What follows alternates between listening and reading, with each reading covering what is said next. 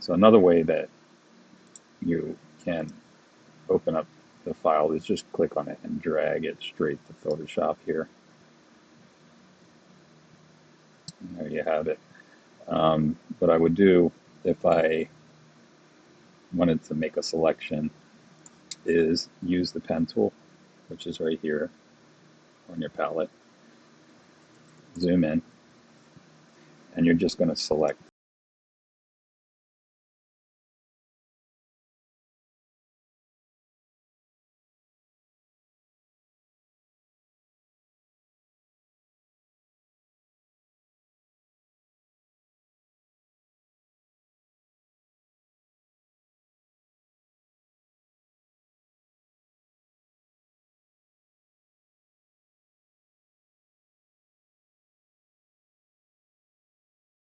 It's third from the left, it should be, but it looks like a selection. So now he's selected. What I want to do is go to Edit and Copy or Command+C, and then you want to go over to your document and you could edit Paste.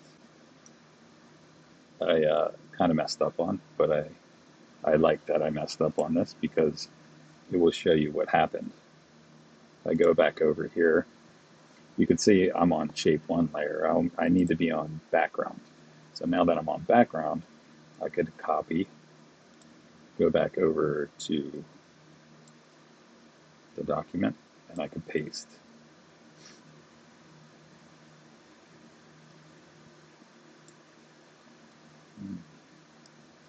All right, so now you have your image within your document, and say you would like to transform it or scale it. You could go to Edit, Transform, and then Scale. So you don't want this to happen. So you need to press down Shift so that it scales in proportion. And then double click when you're done. And you can see that the selection is very clean, and this is the reason why we learned the pen tool. All right, so the next thing I want to show you guys is how to create a smart object. When you go all the way over to the right side of your layer and you right click on it, you can convert your image to a smart object on that layer.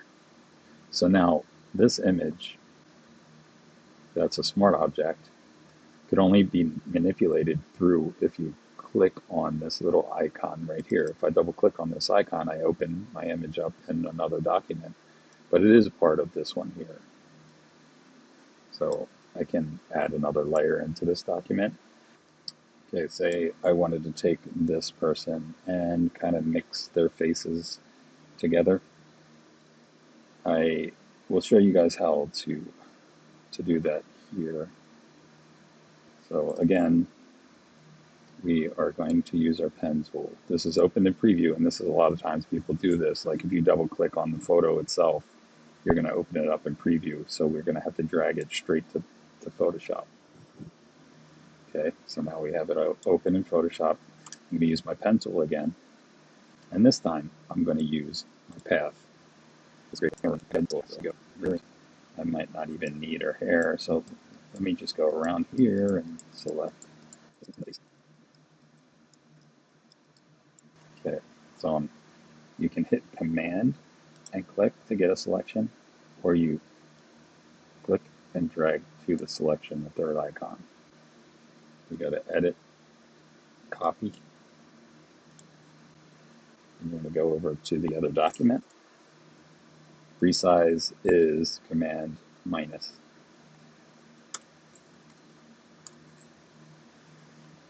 And then we are in the other document here, and we could go to Paste. All right, so this document is our smart object. So the smart object is our working file for this one. Go to Layer. Let me go to Scale. So it's Edit. I just did the quick key. So I'm pre-transforming this one. So you could transform scale or Command+T, free transform, and you grab a handle on the corner, press shift, and then I am just enlarging. You go out to the side, or you can see that I could have a rotating. It automatically changes my icon to rotating, and I can move by selecting inside the middle. So within free transform, you could move, scale, and rotate. I'm going to put this right over top here, and if you look down here into the opacity, I can bring the opacity down so I can see what's underneath. And what I want to do is just match it up a little bit. Zoom in here. Match it up. There's the eye. There. Maybe it needs to be scaled down just a little.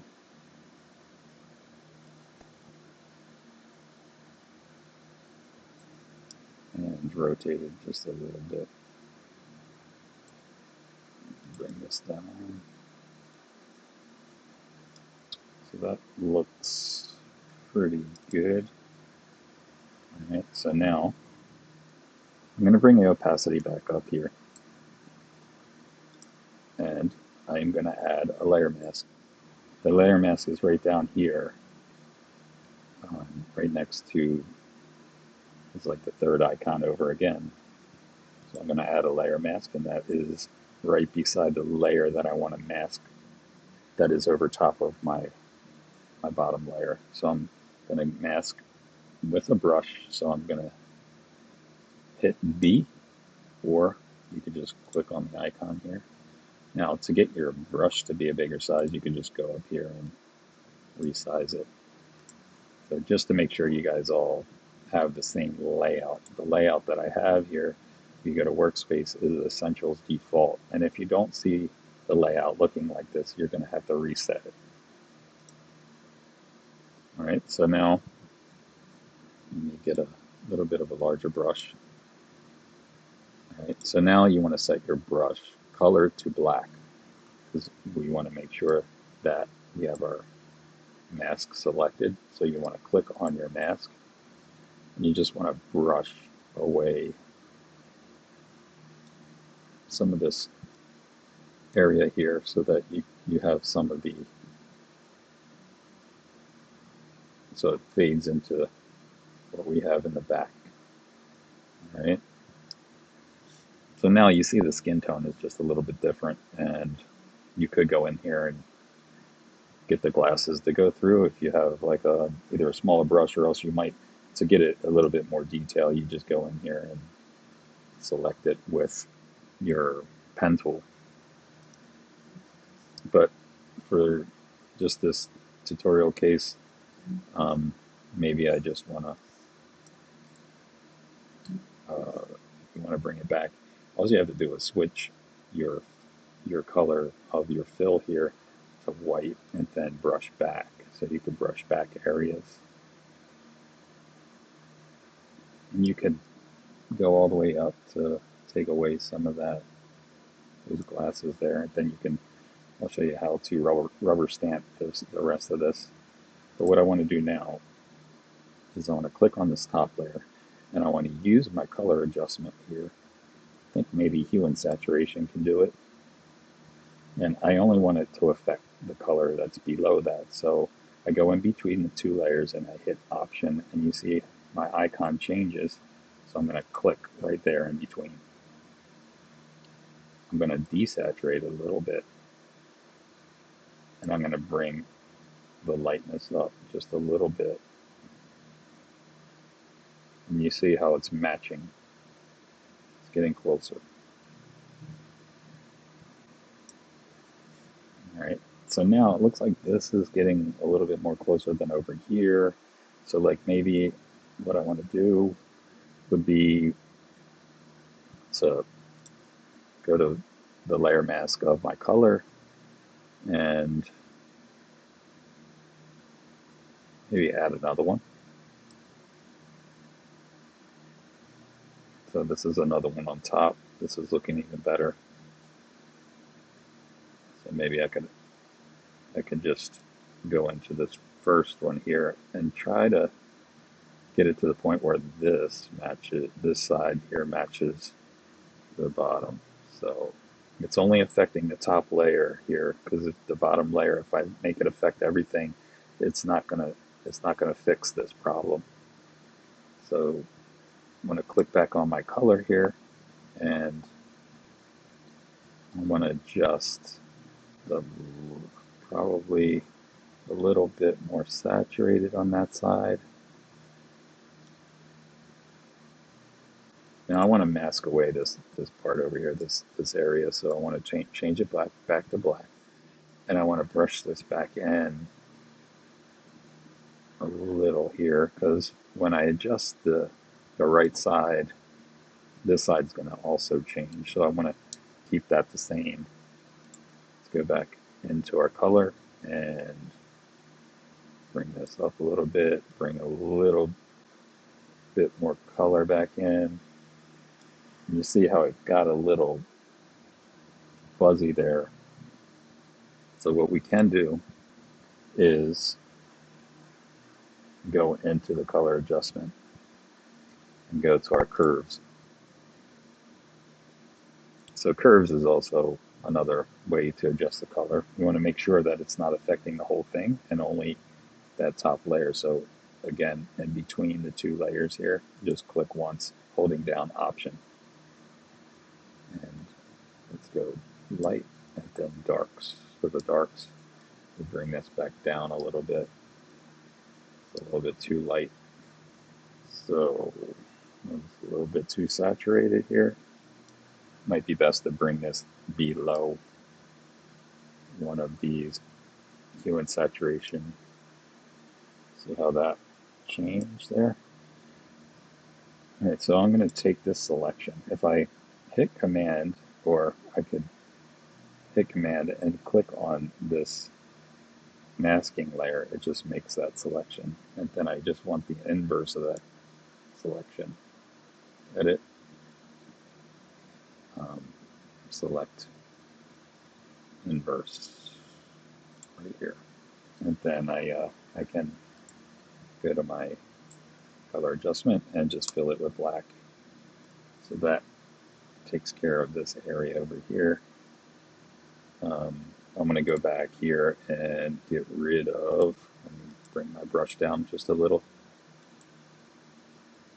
get rid of the chin. I'm just going to go in here and use my selection tool just to get the selection here, roughly. Probably be better just to use my pen tool because it's just not precise enough.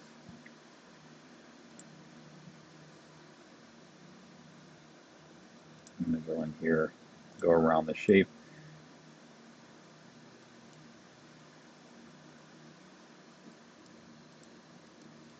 Right between the teeth here, maybe up to the nose around.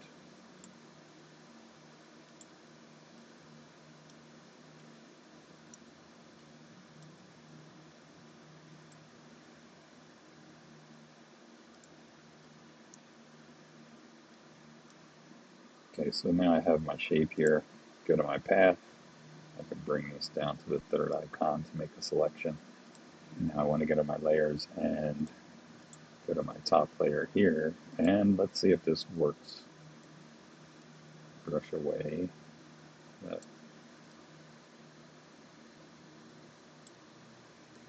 Hide it.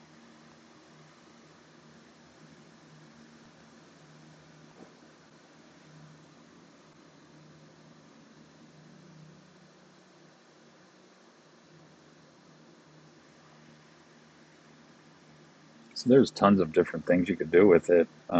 Like if you have a really precise idea and you're trying to do something in here where maybe this is kind of flowing into something else, and you can maybe figure out ways to make it melt or whatever it is. But I'm just giving you the tools needed here.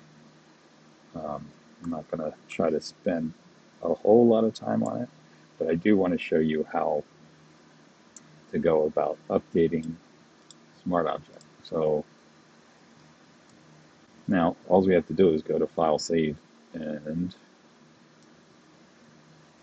when we go back over to our original, once this is saved, this should update.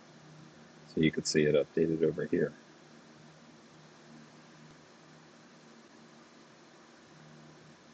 So now the smart object you can just take and you can drag it to the plus to make duplicates, and then take that duplicate and move it over here, and maybe you want to use transform here and go to image, free transform, and then you can right click on this and you can flip it. So you can go to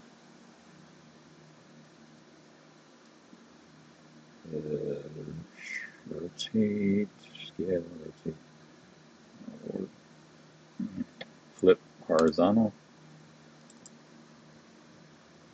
double click to make that work here, and maybe you wanted to create a few more of these here, so I could grab both of these and drag it to the plus at the same time.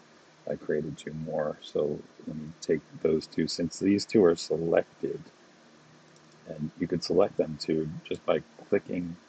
You can click the bottom one and then hold shift to click the top one, or you could click the top one, hold shift, click the bottom one that you want to use.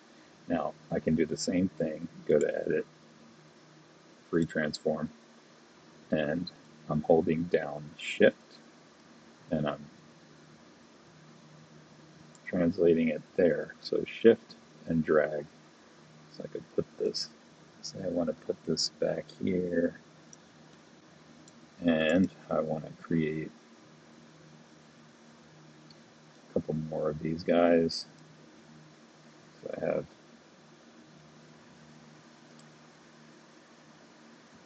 1, 2, 3, 4. Let me create just, let's create this one here. And you probably need to use this one. So bring this one over to this side here. Alright, so now I want to take my 5 that I have here on the top and say I want to group these. I can go click on the 3 bars here on the right of that menu. So it automatically creates a folder for you, and then we can just put these, and you put the eye off so that I know what's in there. So I'm going to drag it to that folder and they should disappear.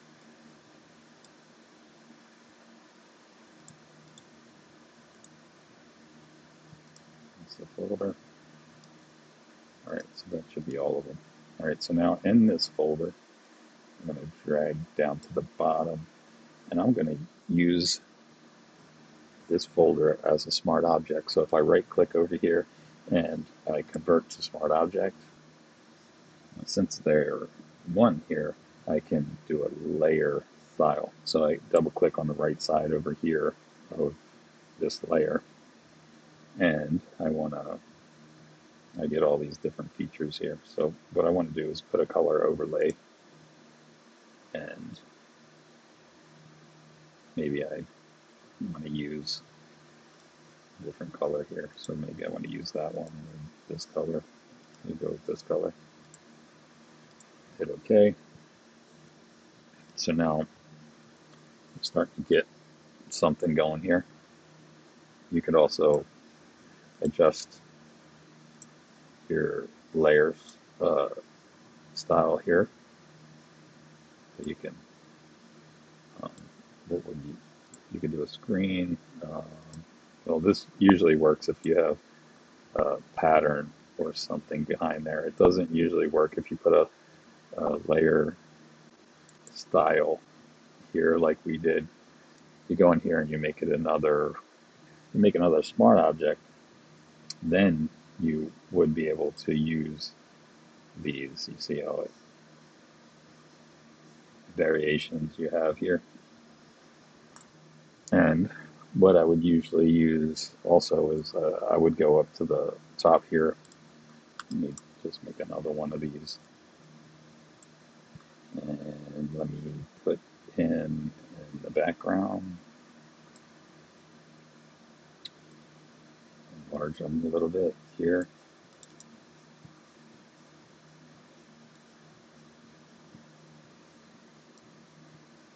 Take my guys that are down there.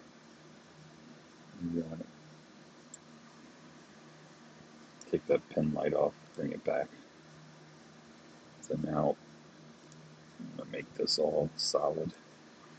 I'm going to make sure I'm in the background, put a new layer, and you can use my color picker just by clicking on my foreground color, clicking on that color there, and just filling it. So you edit fill, and you want to fill it with the foreground color. So mode, normal, and fill and foreground color, and then you just hit OK, and it'll fill that in. Let's move these a little bit because I don't want to stay there. All right, so this is getting a little distracting to me. So what I would do is just make another layer over top, make sure that there's no color adjustments there, and you can just put a selection, and you want to make sure you're using the same color. So I'm using a brush, and if you hit option and you pick that black, you can just fill it, edit fill foreground color, or command delete. Command delete does the bottom color, and option delete does the foreground color. So now, since I did that, I used to do that a long time ago, and then I found out that when it's backlit, and how I usually kind of tell is if I bring my foreground color to white, and I put like a white box over top of it, and I bring my fill color down, you could see there's a line there, and you don't want to do that. So what I started doing was using the clone tool. The one thing you want to do is to save your file at the end of the day.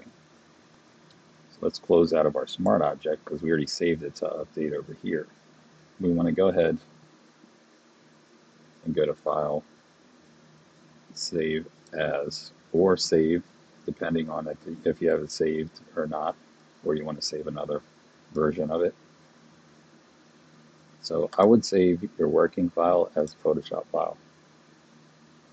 Make sure that Photoshop is file format. It automatically changes your format. Then you want to hit Save. You hit OK. So now, once it's saved, and you know it's saved here, and you know it says saving is complete over here, then that's when you can go ahead and close it.